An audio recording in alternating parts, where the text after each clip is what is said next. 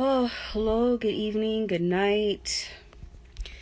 I'm gonna go ahead and start now because I have two people. Sorry about my face. I haven't been on live for 2 days because, well, I've been handling some stuff, but I actually got banned from going live because there's this lady that I follow. She's been gang stalked before in the past. And, she's been gang stalked before in the past, and I was telling her, I was like, listen, you need to turn your phone off because as you travel, they're tracking you through the phone. And some other girl she followed said, oh, you must be a gang stalker yourself. And I'm not gonna lie to you guys, I lost it. I feel like you could call me a lot of things. You could call me the N-word, but calling me a gang stalker is like, I take that personally. I get offended because I was gang stalked for a year and a half. And I've been to hell and back, and I've had to heal from that. I've had to heal from that in so many ways because, you know, I got in this situation because I had an ex that went through it. I'm really sorry, guys. I'm tired. I go to bed super late, and I've done it a couple nights in a row now, but I wanted to go live. I really did. Yeah, I dated someone, and I felt all the emotions in regards to this. I felt disbelief. I felt panic. I felt shame because I was like, oh my God, how does this reflect on me that this person is involved in this lifestyle? I never knew. Nobody told me. But the thing is, no, a lot of women I feel like don't know. You're dating someone, and you know, you see one side and you don't see the other side of their life. You don't see, like, you know, what they're making. You know, first of all, I never knew what this person's making personally as far as income or anything like that, but this is not a flashy person. They don't look like, first of all, I realized in this journey that there's no such thing as looking like a drug mule, like looking like someone who travels with, like, there's no such thing.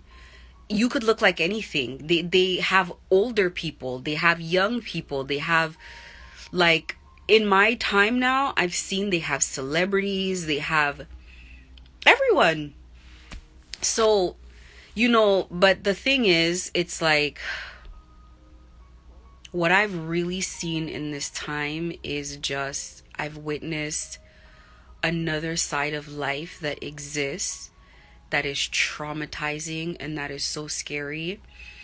And my goodness, it took so much to heal from that situation. And I finally want to talk about how I bought this house that brought me to this neighborhood. When I first met my ex, I want to say like really, really late 2019.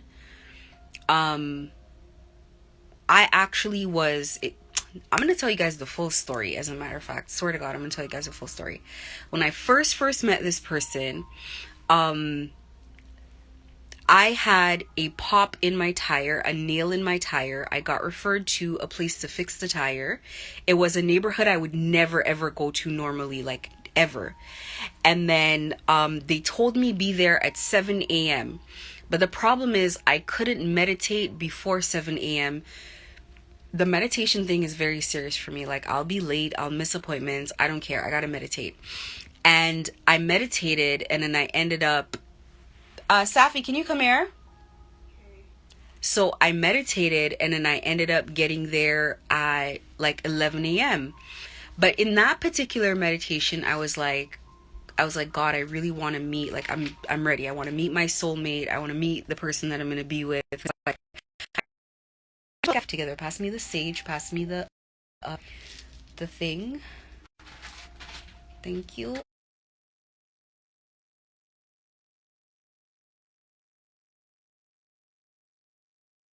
So I can put it on. So I was like, you know what? I'm ready to meet the person that I should be with, etc., etc. This is what I said. And then I get there, and mind you, when I said the prayer, thank you. When I said that prayer, I said it with an open heart. and an open mind. God, I look horrible on this filter. I said it with an open heart and an open mind. The guy told me get there 7 a.m. because he couldn't guarantee fixing the tire if I got there before. So when I got there, he looked at me, he looked disappointed, and he's like, okay, just go wait in the restaurant next door. I'll be back. So I go to the restaurant, whatever the case is. I don't know what's going on with my live, why my live is doing this. Why is it lagging? Okay, I think it's fine now. Anyway, I went to the restaurant next door and I was waiting. They had me waiting for hours on hours, and it happened to be lunchtime, and like all the construction workers and whatnot ended up coming for lunch. And then my ex happened to be there as well. So, you know, I never take anybody's phone number. I never talk to, like, that's, I don't know. I've just never, and I'm still kind of like that. I don't really meet people on the streets and whatnot. So anyway, ended up taking this guy's phone number. I went on a trip. I came back very slowly but surely. We were talking. And I remember out of the blue, because COVID started shortly after, I went house shopping. I don't know why. I didn't need a house, and I was totally in love with my current house. So there was absolutely no reason for me to do that. Went house shopping, saw a couple different houses, and I just really liked the one that I ended up buying. But the thing is, there was a couple things. Although it was supposed to be like my dream house, more or less, because I wanted a house with a backyard. There was nothing wrong with my current house. I just wanted a backyard, and I wanted to not be like so close to the road, let's say. And I was going back and forth with it. And I remember my ex was like, yeah, you should get it if you can. And then I remember my dad was like, no, it's during COVID. What the hell are you buying a new house for? Like, you do not need, to be getting into that kind of responsibility right now. And I remember thinking to myself, after my dad said that, I was like, you know what? He's right, 100%. I need to leave this house buying thing alone. And then I need to kind of worry about just taking care of myself and, sheltering in place because we're on lockdown, etc., etc. I get to the point where, okay, this live is lagging so much. I don't know what's wrong with my live, but I need to start over this live or what? Why is it being like this? It's so ridiculous. Anyway, I got to the point, I went to bed that night and I fell asleep. And I woke up at 2:00 in the morning, and it wasn't just because my dad said, it isn't something I should do right now. That isn't the main reason. The real reason is because I told myself, like, I don't have the deposit, I can't do it, etc., etc. Like, I talked myself out of it. I woke up at 2 in the morning, I promise you. And the first thing I did was I grabbed a paper and a pen and I wrote down where the deposit was coming from. And I realized I had the deposit and then some. Because I didn't actually have the deposit in one account. It was something that I could pull together is what I saw. And even today on my bill of sale for that property, the pen marks is still there. Like, the writing is still on the top of the form where I wrote down which account had how much and whatever, and I actually talked to the guy when I went there. And this was the first time ever in my life that I felt divine intervention in a physical form. I always felt as if God was with me my entire life. I always felt like things would always be okay. I always felt like God was working in my favor somehow. Even though I always felt like I would go through very rocky situations as well. But that's the first time it was like physical intervention, where it was like I went to bed the night before and I said to myself, like, I do not have money to buy this house. But I literally woke up at 2 a.m. Like, I didn't wake up out of nowhere. I mean, I was like, I woke up, ran to my desk, grabbed the pen, grabbed the paper, and just wrote it down piece by piece where everything was coming from. And I was terrified. And then I also remember I was like, yeah, but I'm short, because the first time I went to the sales office, and the deposit was one amount. And then when I went to the sales office again, the deposit was a completely different amount, and it was much higher. And this was a couple months later. And I was like, yeah, I don't know how I'm going to do this, etc., etc. And it was like, I remember when I made the phone call to figure out the rest of the deposit, the person was essentially like, listen, I'm going to send you the form filled out right now with my signature, and you go ahead and sign it back to me. I'm going to approve it right away. Like, I'm going to take care of you. Don't worry about it. And it was like, I couldn't find any more excuses. I was sitting there and I was like, if I don't do this, it's not like I can't do this. If I don't do this, it's because I'm making a decision not to do it. But it felt good in my heart. It felt like the right thing to do. But it also felt terrifying. It was also very scary. So I ended up pulling the trigger, and I went scared. I went to the sales office and I was scared. And I literally said that to the guy at the sales office. I was like, listen, and him and we are, I don't know, he also felt very good to me in my spirit and in my heart. So it was like, I always kept that in my mind as like, this is supposed to happen. And I couldn't put my finger on why, but I'm telling you, it's the way that I woke up. I didn't just, it was like almost like having a dream that you just can't remember. I didn't wake myself up. I didn't wake up out of a dream. It was almost like I was woken up and I just started writing. It was very crazy to me. It was a very crazy experience. And then when I decided to sell that same house, it was more or less, it wasn't dreaming or asleep, but it was just something that was very calm in my heart that was just like, okay, you're done now. You're done with this. This is not it. And I always used to describe the house when I was living there. I described the house to people as my grandmother's house, because I really felt like she was the one that orchestrated for me to get that house. Everything about the house felt extremely aligned. Even when it came down to getting financing for the house, it's not that I got the financing, it's the way that I got the financing. And I can't explain it now. I have to put my words together, but it's the way that I got it that felt very out of my control. But it was like just making it easy for me, like walking me down. Now, at the same time that I was getting the financing, I was also extremely sick. And I was drained, and there was no energy in my body. And that's the first time I felt that way. And when I went to the hospital, they're like, it's not COVID. These are not COVID symptoms. We don't know what to tell you. Actually, it was the second time that I felt that drained. Super, super drained of all my energy. I felt extremely drained. Later on, I found out that's how spell work works. If somebody's working on you, you're going to feel like you have no energy, like they're siphoning all your energy. And I mean, this energy siphoning was so bad, I couldn't walk up the stairs of the house. I couldn't walk up the stairs of the house.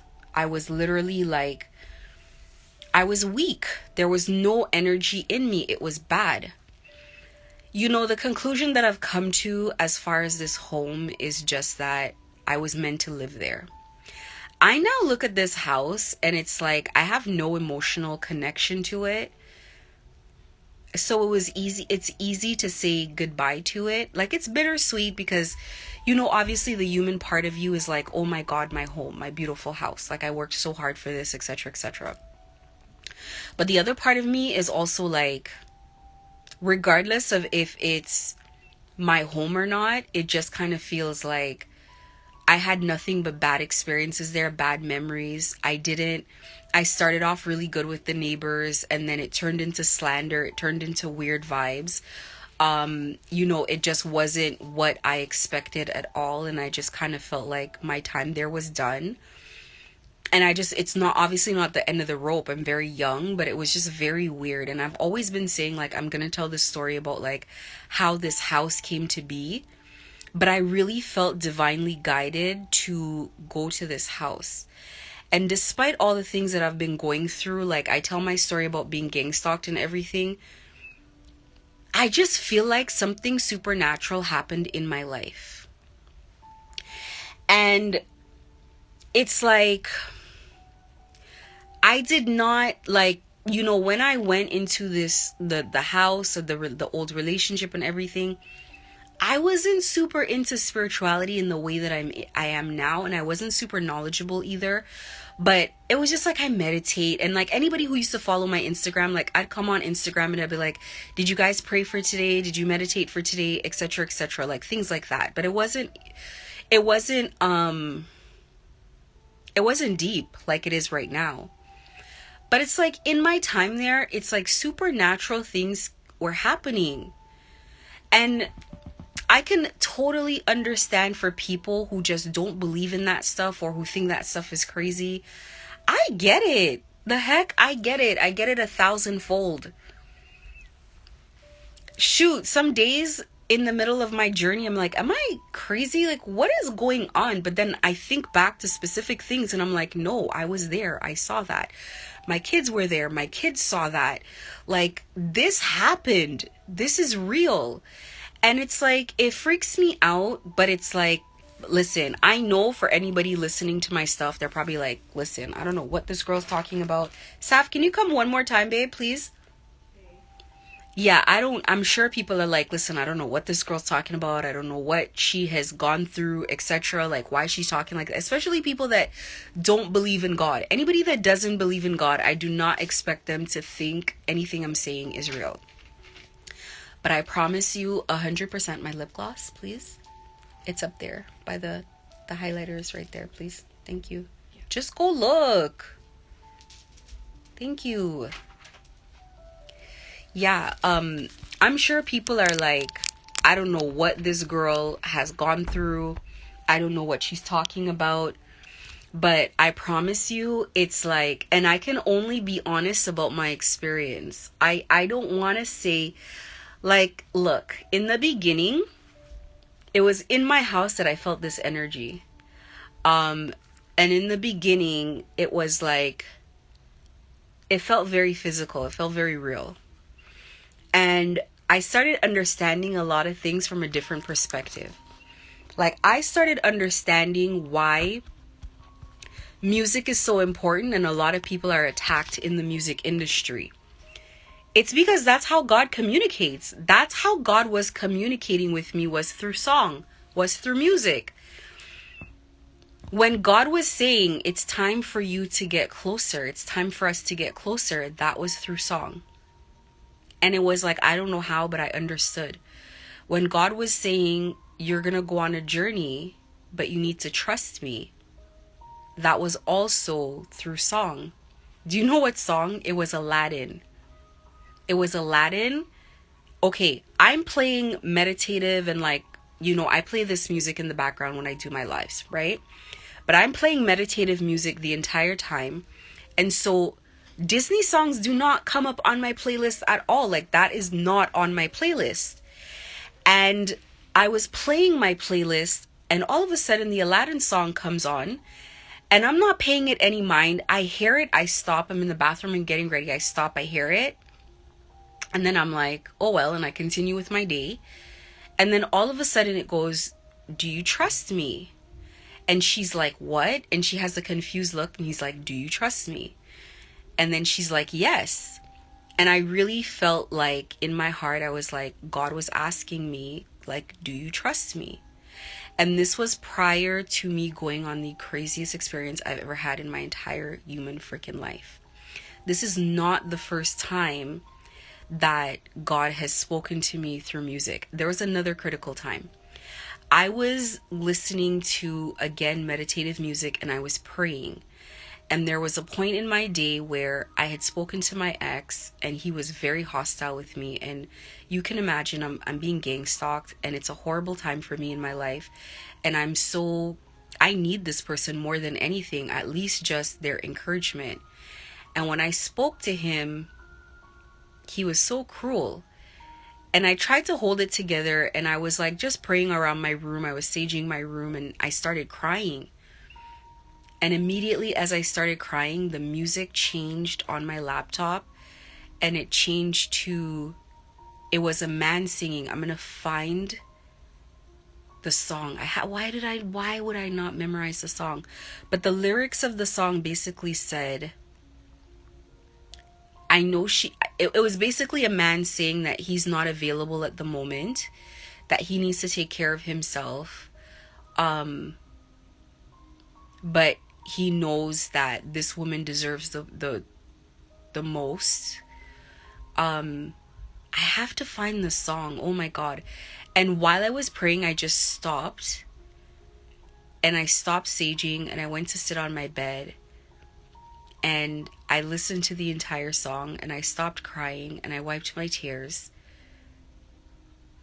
And then it was like, I guess after that, I felt like that's what, the angels, God wanted me to know. And then I kid you not, the whole playlist went back to meditation. It was meditation music the entire night. I don't have these kind of songs, this kind of music on my playlist or like regular things that I listen to. It's not there at all.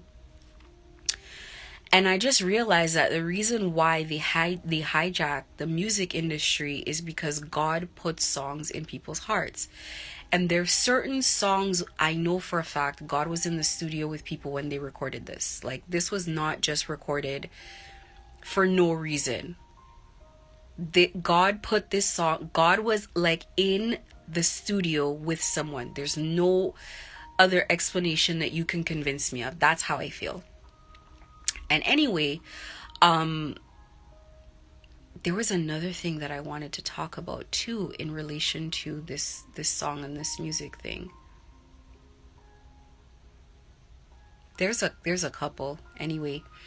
But I do think God communicates oh my God, Whitney Houston. One morning again, I was getting ready for work and Whitney Houston came on and it was Who Would Imagine a King? And this was just at the right time that I was listening to a lot. I just got into tarot readings online. I would have never gone for tarot before. And the tarot comes on, the music comes on, and I know this song from childhood. I used to sing it. Actually, they chose me to sing it at church one time. But I'm listening to it and it's talking about like, would you imagine a king? And the first time I listened, it was like I was singing along and I'm not taking it seriously. And then it's done and I'm expecting it to like go up the playlist and it starts again. And this time I really listen and then I start crying because it kind of matches what they've been saying in the tarot. And I'm like, this is a lot. Like, what is going on? It's been a crazy experience because God has showed me so much. And God has constantly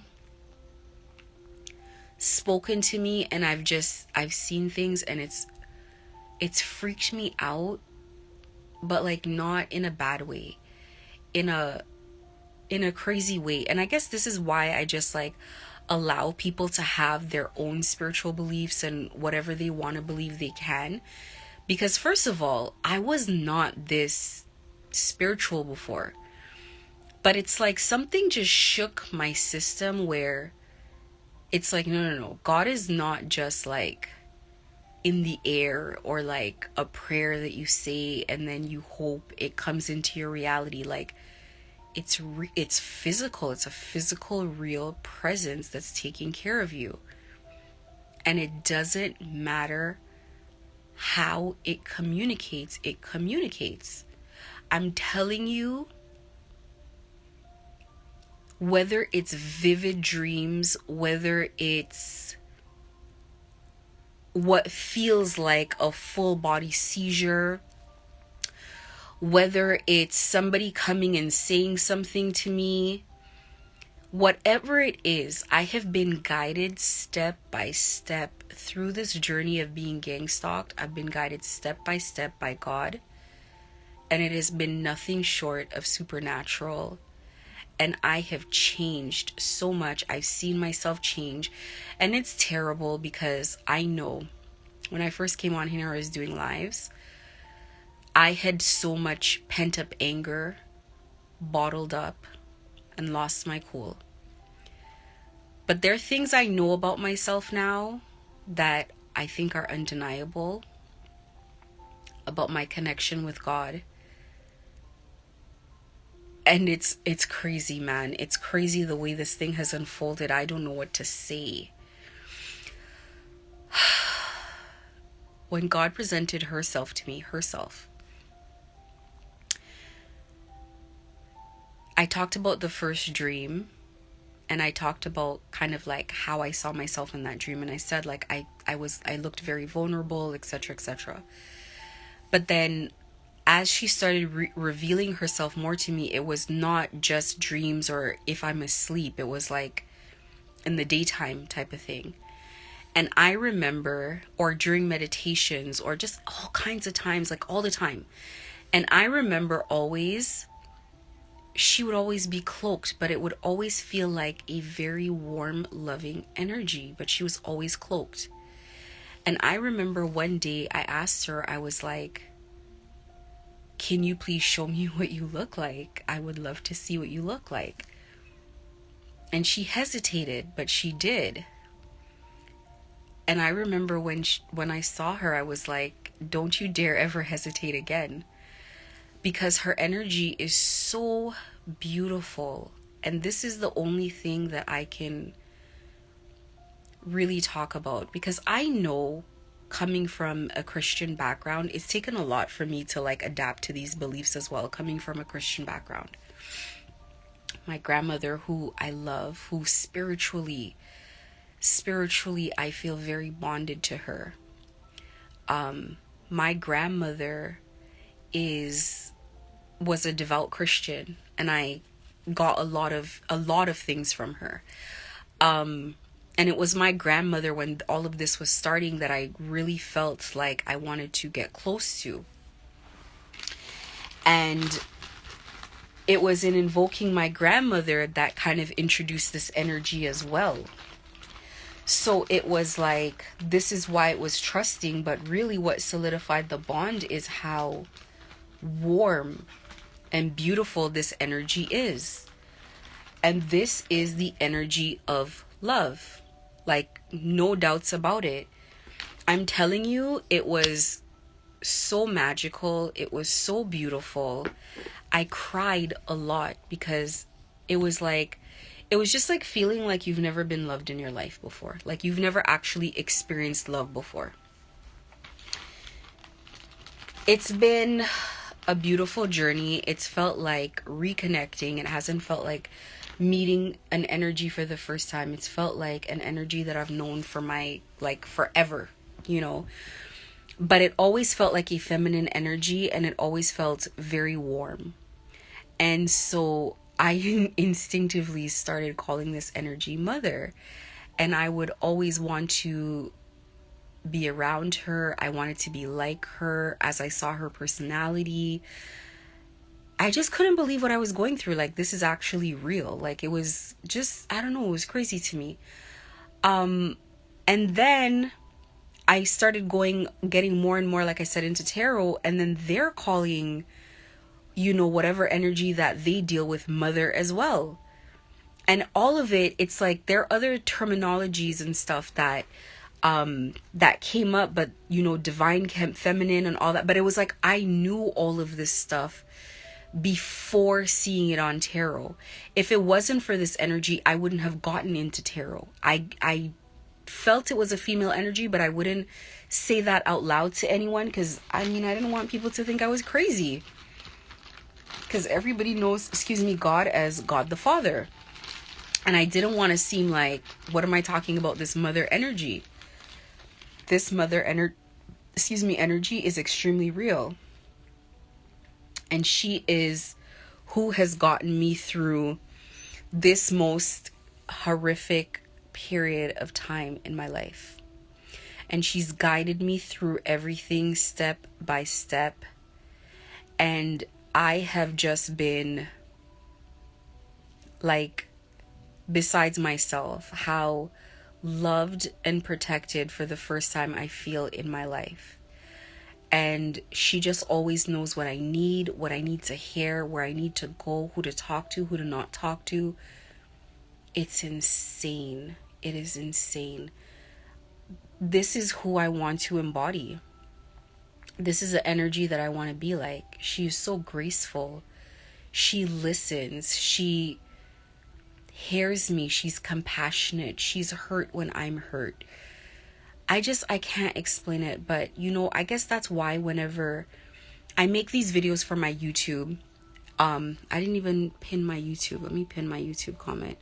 I make these videos for my YouTube, and I make these videos for people who've had to survive gang stalking and who've had to go through that energy. And this is why I always say I can't talk about God the Father in this sense, because that's not who guided me into the situation and out of it. I definitely felt guided into the situation. It wasn't just like I found myself there. I felt guided into the situation, and I felt pushed into it. Like, I constantly say, why in my right mind would I have ever done that, ever bought that house? I have no idea. Even meeting my ex, I met my ex when I was on the way to a trip and I was in another relationship. I don't even know why I said yes to his number. I ignored him for a long time. I ignored him until I broke up with the person that I was seeing, and he could tell, he knew that something was up. And he said that to me. We used to wonder if I was married. And I think he didn't trust me until he came to my house and he actually saw where I was living, and he was looking around for signs of a man. But even saying I want to meet my soulmate, and then I meet this other human being who is exactly like me. I'm not saying like me. I'm saying this human being is me. This person is me. Everything they do, everything they say, how they think, everything. And it's just weird. But I say all of this because everything has come full circle. I was in that same house today, and I know that there was an inspector and there was a realtor, and they said in Russian, they said something about HIV, which I'm assuming they were talking about. I'm assuming they watch my videos, they watch my YouTube, and I'm assuming that they were talking about what I said about seeing HIV medication come across my explore page on Instagram as my phone has been hacked.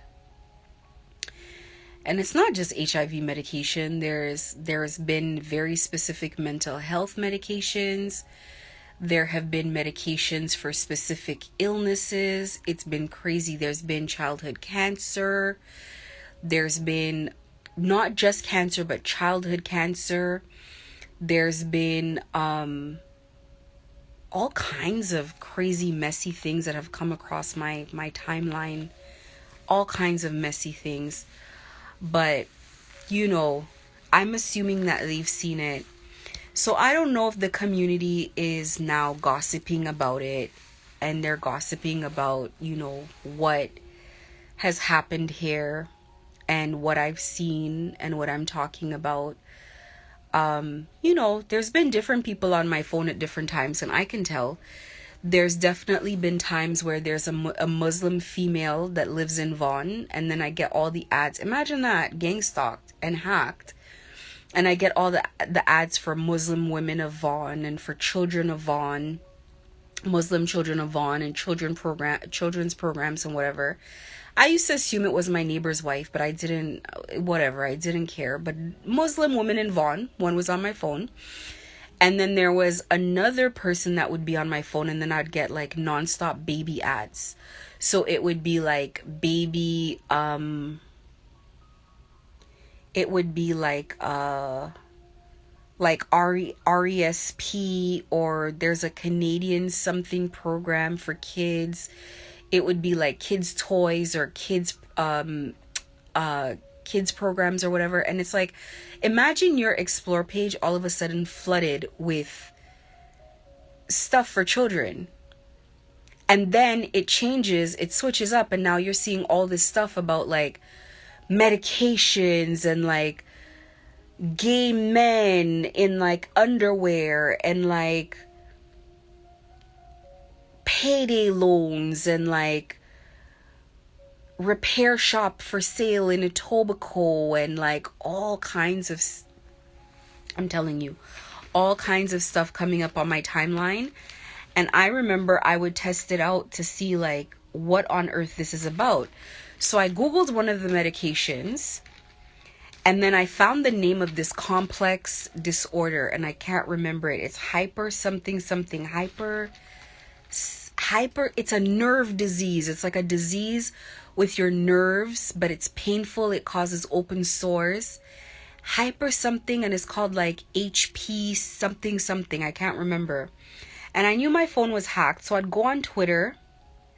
And one of the things I wrote on Twitter was, I ended a tweet with, we'll find out on the next episode of Dragon Balls. And let's say the disorder is called HPV, right?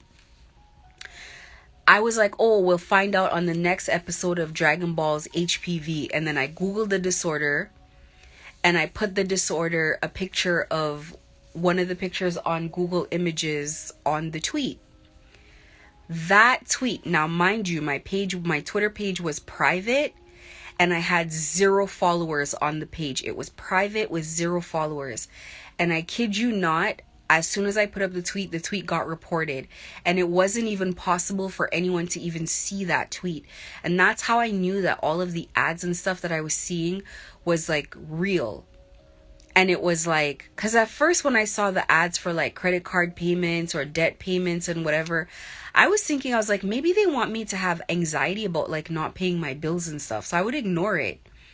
But when I saw the gay men, the antiviral drugs, and the specific drugs for that skin disorder, I knew. I was like, no, this is somebody else who's on my phone. This is not something accidental. Someone's on my phone. And then I realized to myself, I was like, yeah, I don't have to like, I don't know. It's like whoever is doing this to me has a multitude of issues and a multitude of problems. So when they made that comment today in my house, the HIV comment, I was like, okay, well, they're watching my videos and I don't know what that's about. And at first I was like,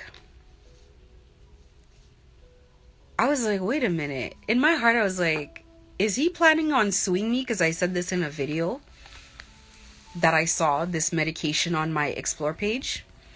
But then I was like, he wouldn't be so stupid because he doesn't even want me to go live. If you don't want me to go live, you definitely don't want me to go to court and explain why I saw that and what I've gone through for the last year.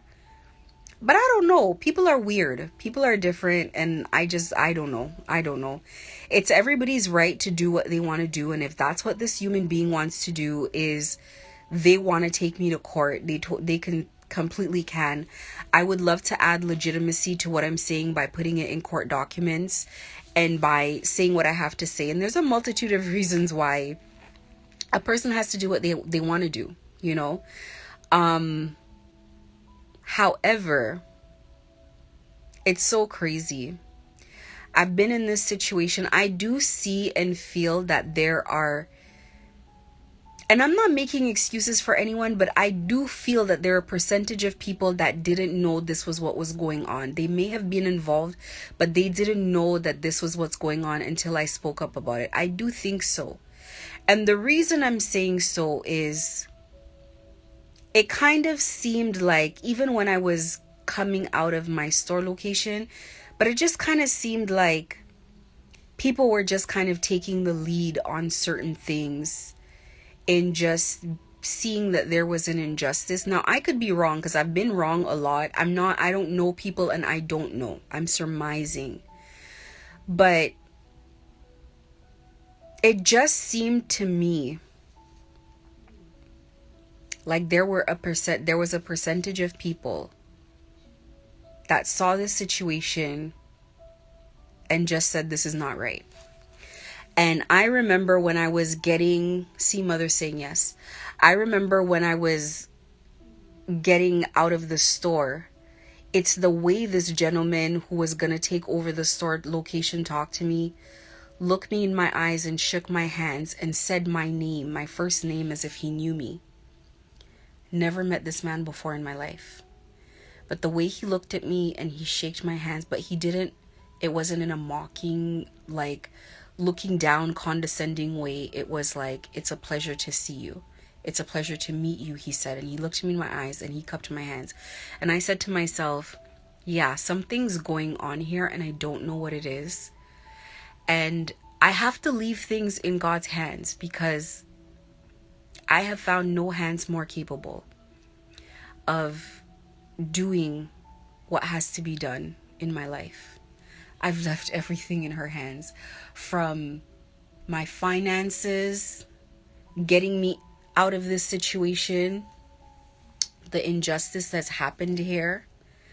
I don't want to come here and cry about it, like, oh my God, like this happened, etc. But it's like, it's impossible not to cry about it. It's crazy to see people behave this way, this hatred, this animosity for a complete stranger. There's another side of life that regular people just like don't know about. Forget the spell work. The spell work has always been there. People have always known about that. Maybe I'll save this for another video, this part of it, because it's getting to 42 minutes. Sometimes I sit back and I'm just like, I have an out-of-body experience and I'm like, there's no way this can be as real as it feels. There's no way. I am a person who like believes in math and science and business. Like, this spiritual journey has happened to me. This is not like me waking, like this has happened to me. I cannot explain this in any other way. I don't know what to say. I've just experienced things and it's like,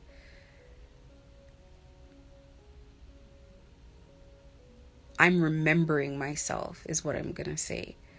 It's not just that I'm learning things. I'm not like, no one's taught me this stuff. I'm remembering the place that I've come to right now with how I've healed from this horrible thing. I just remember things. And these things are so effective. It's like, I cannot explain. I cannot explain. I don't know what to say. This cycle has ended for me. I'm so annoyed because I kind of knew how to close this cycle for a long time. And if I wanted to sit there and focus on that, I could have closed it. I don't know why I just feel like I had to go through all of it. I had to see every side of it. I had to go down every corridor. I knew how to like, what do you mean? It's so simple as turning off your phone and using cash and doing this and doing that. Like, I knew this, but I don't know why I didn't do it before. So many things, all I can leave, because I do make this video for gang stalking victims and for people who are trapped in tough situations. All I can say is this: if you call, God is there. It's not about getting special downloads and getting special messages and whatever. It's not about that. If you call, God is there at any time. God can get you through absolutely everything. And I have never been more sure of that, and I've never been more confident of that. And this thing that I've avoided here, this drug recruitment that I've avoided here. You know, tomorrow is a critical day and I don't know what's coming. And, you know, of course you pray for the best, but you expect the worst. I expect the worst at all times. I used to believe in humanity and in people's higher nature, and I think, no, they wouldn't do that. Now, not so much, obviously. But I still kind of do believe in that a bit. I still kind of feel like at the core of it, people are people. You know what's really crazy, and I'm going to end it on this note, is when I went through all of this, I started out with a really high opinion of people. I expect people to be people, okay? Like, I'm not saying I think people are perfect. I think people, you know, they can be all the bad things, but you think positively of humanity as a whole.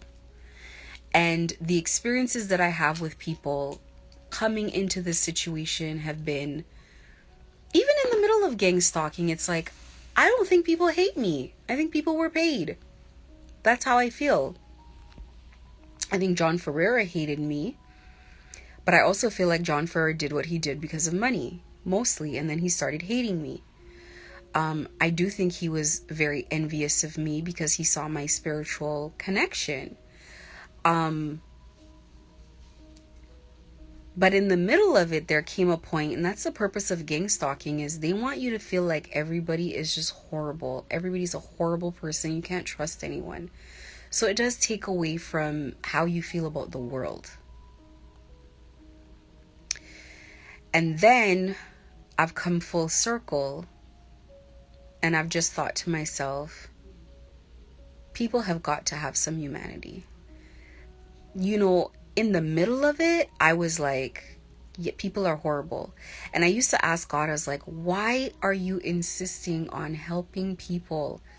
Like, I don't want to be disrespectful, but I'm like, it kind of seems like a failed project that they keep like pushing this agenda. Like, we gotta help people. We gotta save people. That's how I felt, to be honest with you. I was like, why do they behave this way? Why are they so cheap? How can they agree to gang stalking? Why would they agree to that? It's horrible. You have to be persecuted like this for you to understand what gang stalking does, and that's why gang stalking is so special to me. And it's something that is like this cause on my chest, because gang stalkers, victims of gang stalking, are mentally they're not well. They're doing their best. They're trying their best, but there are markers there of the trauma that they've been through. They're trying their best. And at this point, I don't think that they would respond to therapy, or they would want to go, because they're frightened of people. They're frightened of their shadow. They're scared. This is the kind of evil that is inflicted on other people when you gang stalk them. You destroy them inside. And anyway, so the whole gang stalking nonsense. Oh, I don't know. It's terrible. It really is terrible. And then the worst thing is they gaslight them at the end, and they tell them that it never happened, and it did. And I feel horrible for my ex, because they told him it wasn't happening to me, and now they're gang stalking him. He's being gang stalked. I know for a fact he's being gang stalked. I just sense it. I can tell what's happened. And not that he hasn't been bullied before, but I can tell he's being gang stalked now. Anyway, I said I'm going to leave it here, so I'm going to leave it here. Please, you guys, check out my YouTube. Check out my experiences, what I've gone through. This has been such a nightmare. This has been such a long journey.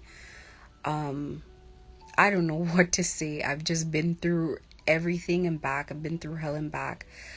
I no longer worry about what's going to go wrong and what's going to go right. I just put everything in God's hands, and I leave it as it is. So many people know me or know of me or have shopped with me, and it must be so bizarre to hear me speak about these things and listen to my videos and see me in this kind of aggressive manner in some videos, and just I'm such a different person because what I've gone through has been so traumatizing. But more so, it's like, that's to show you what it is and what it's put you through, what it puts you through. I'm gonna stop my video here. My video has been lagging and I have no idea. It goes from one issue, life goes from me having one issue to the other. I don't know, it's my phone, but I don't think it's my phone because I make videos on my phone. So I'll see what it is. But anyways, I've made a commitment to come live every day. And I'm off my 3-day ban for live, so I can make longer videos now, but I'll keep making shorts and I'll keep tagging my videos. And I'm settling into a couple of things, and something tells me this whole thing is not done yet and there's more to come, and we'll see. You know, it is what it is at this point. But if I get served with lawsuit papers, you guys will be the first to hear. I personally don't think people are that crazy, but I also didn't think that this kind of thing existed too. So people are absolutely that crazy, and when someone just doesn't want to give up a fight, they don't want to give it up, and there's nothing that you can do. So it is what it is, but I welcome whatever it is, whatever challenges that come up, I welcome them because they've given me an opportunity to grow. And I think with everything that's happened over the time that it's happened, I think that I continue to learn and evolve. So I will be continuing my lives. I will be continuing to come on lives. In my heart, I don't think that I'm getting sued, only because I'm like, a person who doesn't want me talking even on live about this is not going to make it into a court document. But again, like, you never know. It's his right. One way or the other, justice will be served and things will happen, and it is what it is. So have yourself a good night, and to my gang stalking victim family out there, because you guys are family to me. We are bonded by this ultra traumatic experience. I'm sending you love, light, peace, hope, endurance, and perseverance through this very traumatic experience. It is absolutely happening to you. You are not being gaslit. You know, whatever the reason is that you want to think that you're being gang stalked, you're being gang stalked. So hang in there, say a prayer, take care of yourself mentally, and breathe, and you know, fool your body into thinking that everything is okay, because everything will be okay.